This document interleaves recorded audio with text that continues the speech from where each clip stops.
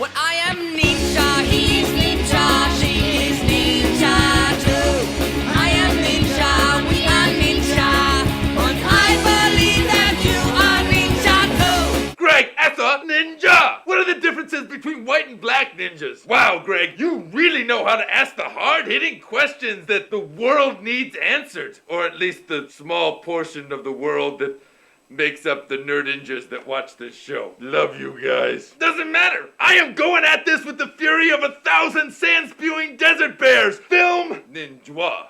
It was an episode just like any other episode. Well, that's not entirely true. It was raining outside. Raining fire! Which isn't too uncommon for this part of Ninja Town, but it was enough to make me throw a couple extra shurikens in the old jacket. When I got down to my office, which is actually more like a little underground lair hidden away from everything, I found an eviction notice from my land troll. But it was kind of a game that we played between each other where he'd give me eviction notice, I'd try and kill him, we'd go back and forth. Basically, it was all good fun. But I got right to my question answering. I was right in the middle of telling people how the appendix is not only used by ninjas, but it's one of our most deadly internal organs when she walked in the door. I knew right away that she was nothing but trouble. Mostly from the screaming and the seething and the name tag that said, "Hello, my name is Trouble Incarnate." As much as she scared the bejeebies out of me, I have to admit she had legs to spare. About 14. I counted 14.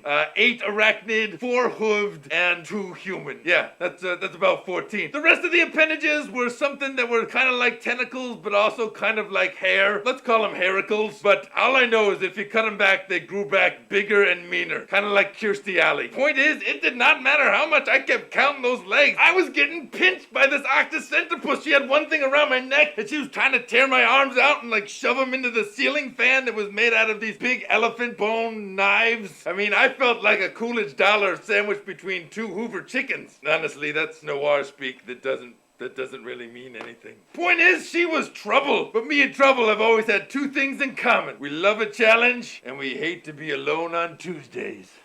But we don't even get to see him fighting Trouble? This is why old movies suck. You left out the most important part! Oh, right, of course.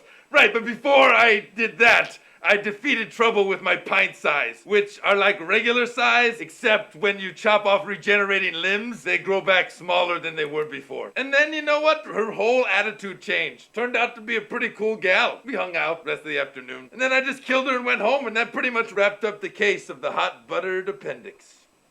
Well, it looks like the big differences are that white and black ninjas don't make any sense. And they cut out huge, exciting fight sequences. Thanks for the question, Greg. Why don't you come up and kill me sometime? Hi-ya! Forget it. You know, that's it. I am starting a new film school. It's called Any Film Before 1983 is Probably Irrelevant. Except for Jaws. I like Jaws. I think that was a pretty good one. 2, 1, 4, 3. Everybody just follow me. Punch somebody in the booty doing the DVD. Punch somebody in the booty doing the DVD. Punch somebody in the booty watching the DVD.